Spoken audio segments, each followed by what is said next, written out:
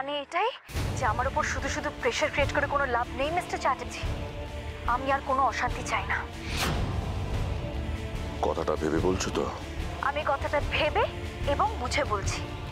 আমি চাই না আমাকে কেউ কোনো কাজে বাধ্য করুক। জাস্ট অনেক হয়েছে। অনেক আর হলো কোথায়, সবে তো শুরু।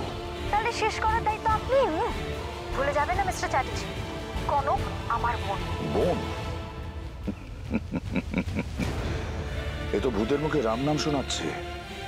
হঠাৎ এত সেন্টিমেন্টাল হয়ে পড়লেন মিসেস ঝিলমিল চৌধুরী, কারণটা জানতে পারি?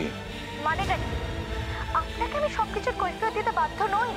কিসে বাধ্য আর কিসে বাধ্য নও সেটা সময় হলেই জানা যাবে মিসেস চৌধুরী।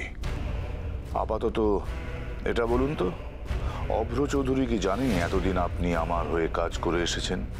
ও, আপনি তাহলে আমাকে ভয় দেখিয়ে ব্ল্যাকমেল করতে চাইছেন? কি বলে দেবেন অভ্রকে? তো বেশ, তো বলে দিন না, তাহলে আমিও সবাইকে সবকিছু বলে দেবো মিস্টার চ্যাটার্জি। তিষ্ট তিষ্ট মিসেস ঝিলমিল চৌধুরী, তিষ্ট। এত হুটোপাটি করো না। সত্যিটা যে কখনো চাপা থাকে না সেটা আমরা দুজনেই জানি। আর ব্ল্যাকমেল কেন? আমার কাছে যে অন্য কোনো উপায় নেই সেটা তুমি জানলে কি করে? কি বলতে চাইছেন আপনি? বলতে নয় মিসেস ঝিলমিল চৌধুরী, অরুণেশ চ্যাটার্জি বলার চেয়ে কাজে বিশ্বাস বেশি করে। সত্যিটা ঠিক সবার সামনে আসবে। হ্যাঁ রে মা, এই প্রথা, এই বিশ্বাস যুগ যুগ ধরে চলে আসছে। মানুষ বিশ্বাস করে, আর আমি মনে করি যে বিশ্বাসে মিলায় বস্তু। সত্যি এমন হয় বাবা? আমি মনে করি প্রশান্ত মনে একভাবে যদি কিছু কামনা করা যায় তাহলে তাহলে তা পাওয়া যাবেই। আর যার কৃপায় এসব পাওয়া যায় তাকে তো খুশি করতে হবে।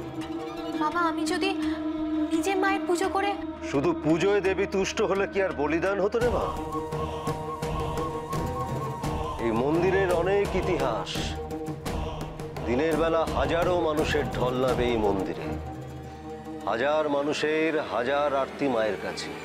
কিন্তু সবাই কি পারে মাকে খুশি করতে, কঠিন পরীক্ষা দিতে? কেউ পারে, তাই ফল পায়। কিন্তু আমি তোকে বলবো, এসব করতে যাস না। কেন? কম তো করিসনি তুই তোর পরিবারের জন্য।